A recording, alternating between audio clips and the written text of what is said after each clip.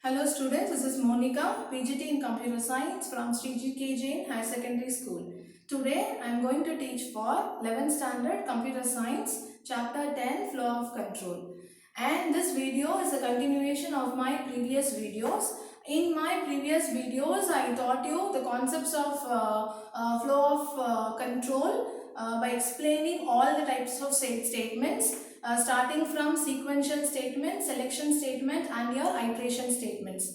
Sequential statements are nothing but you will have a sequence of statements, that is one or more statements that will be executed in a sequential order from top to bottom, and that will be executed only once. You will not have any repetition in your execution of these statements. And the selection statements, I told you like from if else, nested with the switch statements. So these all will come under your selection statement. So based on the conditions, your flow of control will transfer from one place to the other.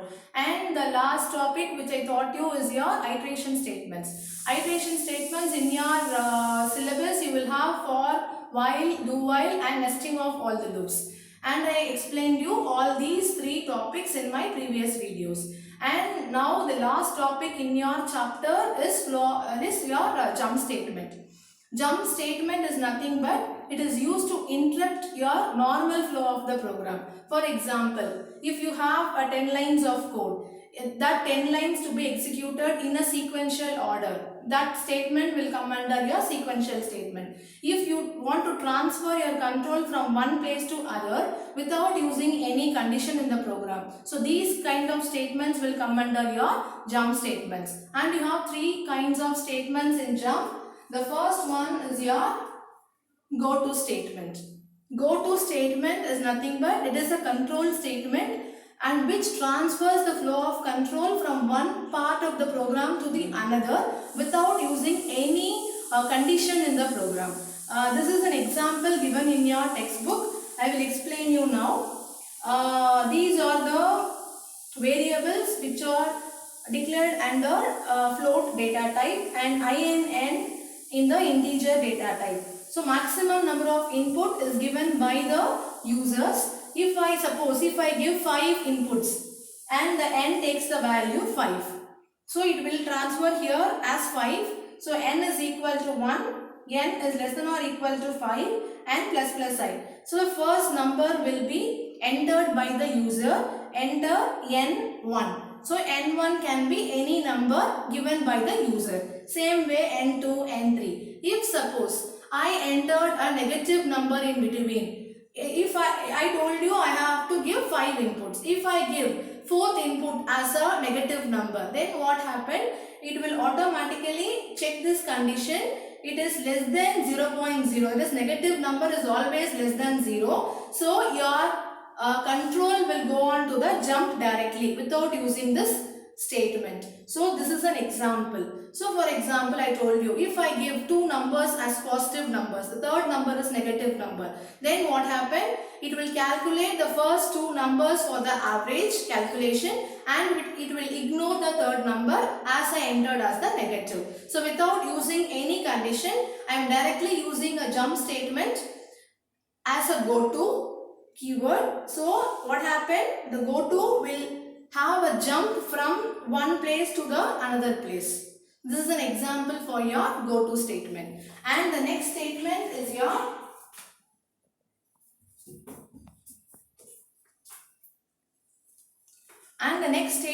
your break statement. Break statement is also a kind of your jump statement. It will terminate the execution of the loop.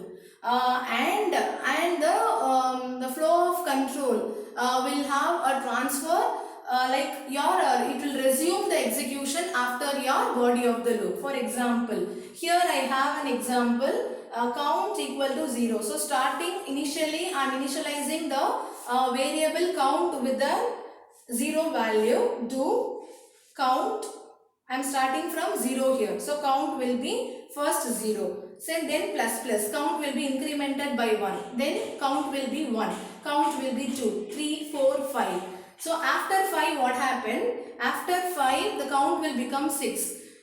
Then this if condition, greater than 5. So 6 is greater than 5, yes. And what happened? It will have a break over there. So it will not execute the rest of the part. So it will get a break in this statement. So I will have output from 0 to 5. After 5, I will have a break in my output. And the third statement is my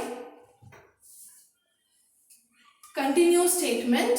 Continue statement is very similar to your break statement, but you have only one difference is that instead of terminating the loop, what this continue will do, this continue statement will force the loop to continue or execute with the next iteration. For example, in my previous example I told you, if you get after 5, that is sixth number, what will happen? The condition become true, so it gets a break over there in your output. But in this condition, if my I is equal to 1, I less than or equal to 10, I plus plus, so my I will be incremented 1 by 1. So I will get the output like from 1 to 10. In between, I will have a condition like if I is equal to 6, then I have to continue. I will not print the sixth value. I will continue the loop of the statement with the rest of the numbers. So what will happen if I give the continue? It will not break my control program. It just leave that number alone and it will continue with my rest of the output. So I will get the output from 1, 2, 3, 4, 5 and 6 will be omitted, 7, 8, 9 and 10. So this is an example for your continue statement. And these three statements are the types of statements in your jump statement. And students, that's all about your chapter 10. And this chapter is very important in terms of your concepts and for the questions also. Since for that only I took 3 to 4 videos to explain each and every topic with an example. If the question asks you like in a 5 mark, you have to write each and every answer with the definition and with the syntax and with the example, and you have to explain the example also, and you have to write the output as compulsory. I hope you understood the class, and this chapter is very interesting and important also. So please give much more importance to this chapter. Thank you, students.